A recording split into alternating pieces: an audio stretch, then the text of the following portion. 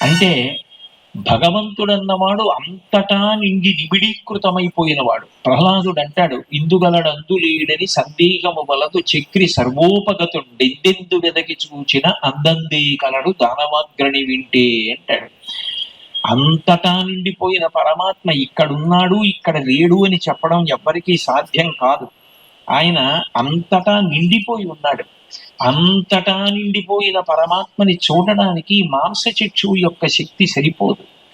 కాబట్టి ప్రార్థన చేసిన భాగవతోత్తముల యొక్క కోరిక తీర్చడానికి వాళ్ళు ఎటువంటి రూపంతో రమ్మన్నారో అటువంటి రూపంతో పరమాత్మ ఈ భూమి మీదకి అవతారములుగా వచ్చాడు.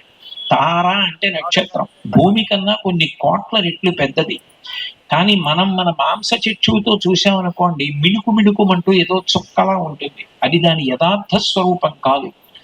ఆ నక్షత్రం మనం చూడడానికి వీలుగా కరచరణాదులతో భూమి మీదకి దిగొచ్చిందనుకోండి, అప్పుడు మనం దాన్ని చూడగలుగుతాం. అది అవతార.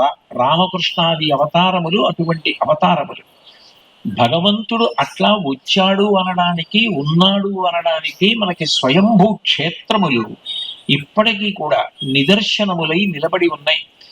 అమాయకుల ప్రజలు కొన్ని లక్షల మంది కనీసం ఉండడానికి గది కూడా లేకపోయినా హేమంత ఋతువులో చలి గడగడ గడగడ వణికించేసి అంగప్రత్యంగములు స్తంభీభూతములైపోతుంటే అంత చలిలో కనపడినటువంటి ఆచ్ఛాదన మంటపం కింద పడుకొని స్వామి పుష్కరిణిలో స్నానం చేసి తలనీలాలు ఇచ్చేసి గుండుకంతటికి చందనం రాసుకొని పసిపిల్లల్ని భుజాల మీదకి ఎత్తుకుని తెచ్చుకున్న ట్రంకు పెట్టె చేత్తో పట్టుకుని వెంకటేశ్వర స్వామి వారిని దర్శించుకొని ఇచ్చిన ఒక్క లడ్డు చేత్తో పట్టుకుని మళ్ళీ ప్రయాణం చేసి తమ ఊరు వచ్చి కొయ్య బొమ్మ పెట్టుకుని ఉత్సవం చేసి దానిలో శనగపప్పు కలిపి ఊరంతా పంచి ఇంత ప్రసాదం నోట్లో వేసుకుని మురిసిపోతున్నారంటే ఎవరు చెప్తే వెడతారంతమంది. ఎంతమందిని ఆదుకున్నాడో, ఎంతమందికి కొంగు బంగారం అయ్యాడో, ఎంతమంది కోరికలు తీర్చాడో, ఎంతమంది కోరికలు తీరుస్తున్నాడో, అది ప్రజల యొక్క విశ్వాసం, అది ప్రజల యొక్క మనోభావం.